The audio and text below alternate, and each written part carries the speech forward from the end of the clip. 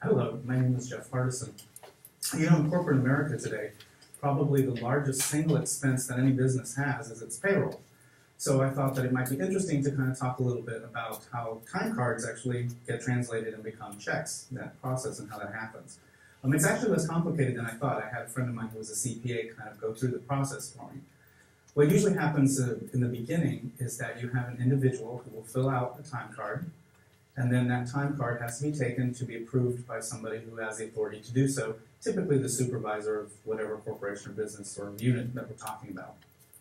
After that, then, the time card gets submitted into the accounting department.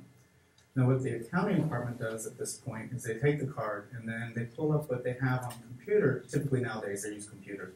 They will pull up a log of all of the employees that work there and match up numbers to ensure that, in fact, the employee is an existing employee, active, because this is one of the first checks that are used in order to prevent someone from trying to embezzle or illegally get money out of a company that they ought not to. Once that's been done, then what happens is that they then input the number of hours that the individual has had into what they call an automated payroll system. So they pull up specifically a kind of program, a computer program, that you then feed in that employee's number with the hours. And what's really nice about the computer programs is that it will automatically do all of the tax work for you. It will do the federal tax, it will do the state tax, it'll take care of annual leave, sick leave, it will divide all of that up.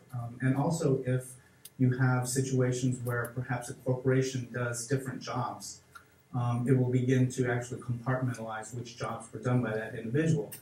The reason that's so much nicer now in computers that in the days before computers that actually all had to be figured by hand, you can imagine how much time that would have taken for someone to have to do manually.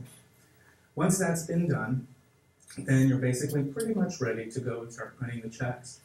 What you then do once the information, as I said, has been input, is you then go through and do what's called the first edit. And what that is that you go back and check to ensure that the information you've inputted actually matches what is supposed to be there so that you haven't done something in error.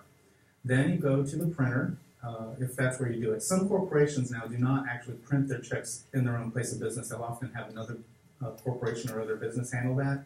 But for those that do, you would then go to the printer, and then you put your checks in, feed it into the printer, and then basically hit print. Then all the checks come through. Then they go through what's called the second edit, which is basically physically looking at the checks. Now that depends again on the size of your corporation. If it's really huge and you're talking, several hundred or even thousands of people, obviously that's not practical.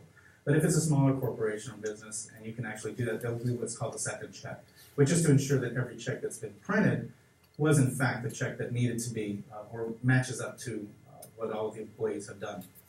After that, someone is usually delegated to tear them apart, put them into an envelope, it's distributed to everybody, and happy hour hits and everyone's happy.